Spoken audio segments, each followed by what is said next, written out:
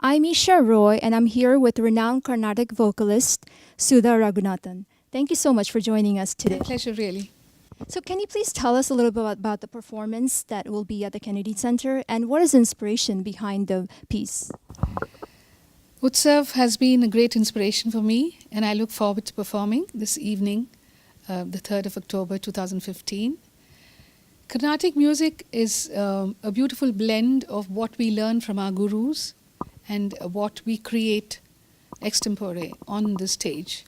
So this concert will be a mix of both. So, what inspired you to join the world of music, and at what age? I think music has been a part of my life ever since I was a child. The reason being my mother was my first teacher.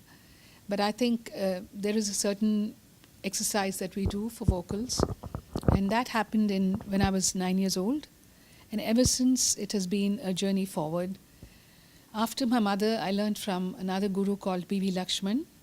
And then, of course, the very great legend, who's no more, but whose music still rings in the ears of people in the world, Padma Bhushan, Dr. M.L. Vasantakumari. So, I believe you worked on a Tamil film as a music director. Can you tell us a little bit about that? I am working on it right now. It hasn't been named, though temporarily it's called Shivaranjaniyum Innum Sila Pengalum.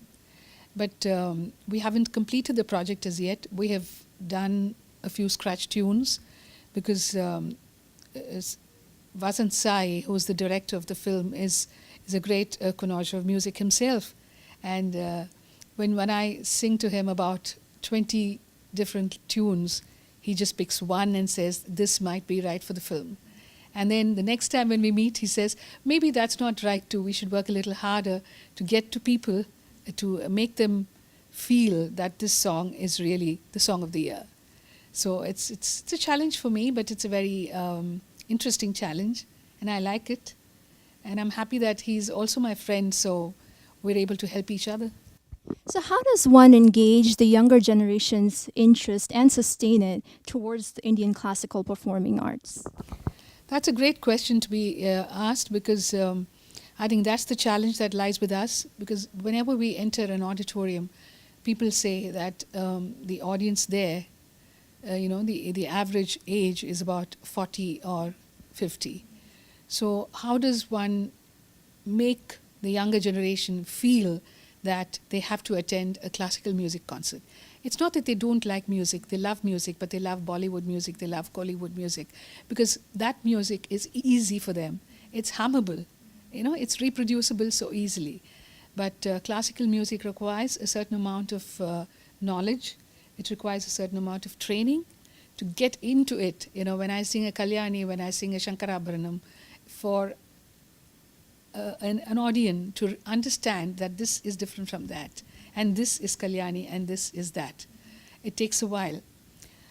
In my opinion, I think that is not so very important. I think it's just the listening point, the ear, which is important.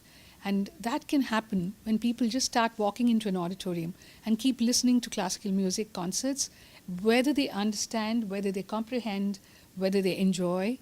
The first few times it will be like it's going above your head, and then it slowly goes to the ears, and then it starts to touch the soul.